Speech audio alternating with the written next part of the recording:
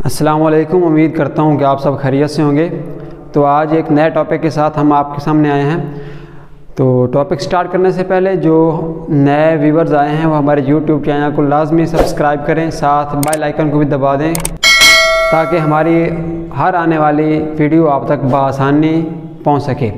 तो टॉपिक की तरफ चलते हैं। हमने पिछले लेक्चर में डिस्कस किया था नॉन साइक्लिक फास्फोराइलेशन, जिसमें हमने नॉन साइक्लिक तरीके के ज़रिए हमने एटीपी प्रोड्यूस की थी और NADPH प्रोड्यूस किया था। लेकिन आज वाले टॉपिक में हमने पढ़ना है साइक्लिक फास्फोराइलेशन, जिसमें हमने एटीपी प्रोड्यूस करनी है एक साइक्लिक पाथवे के ज़रिए, यानी एटीपी की प्रोडक्शन करनी है। हमने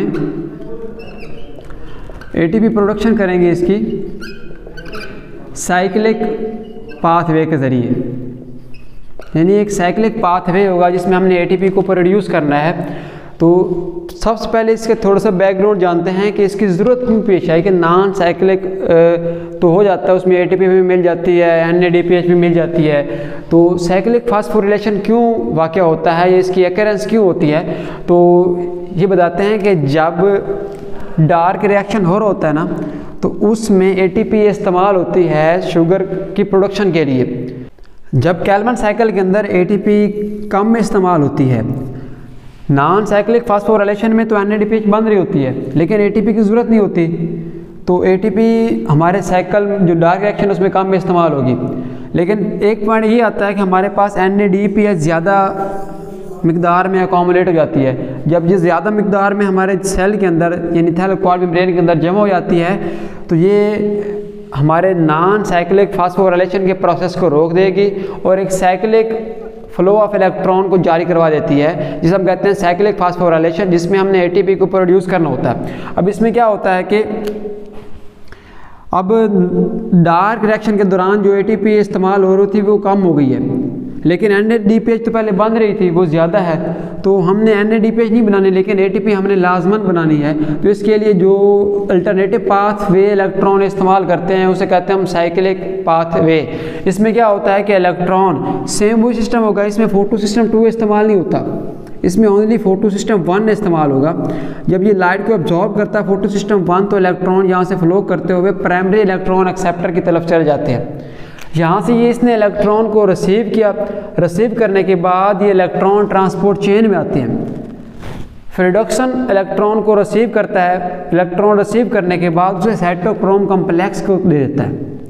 यहाँ पे कीमियोस्मोटिक प्रोसेस होता है जिसके ज़रिए एटीपी प्रोड्यूस होती है और यही एटीपी कैल्विन साइकिल की ज़रूरत को पूरा करती है।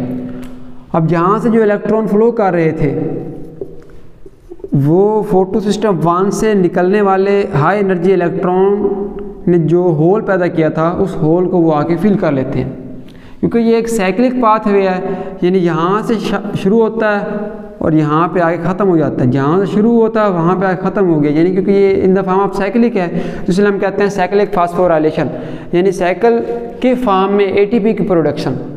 इसमें सिर्फ फोटो सिस्टम 1 इन्वॉल्व होगा, फोटो सिस्टम 2 इन्वॉल्व नहीं होता। और इस साइक्लिक फास्फोराइलेशन में हमें सिर्फ एटीपी चाहिए, हमने NADPH नहीं बनानी होती।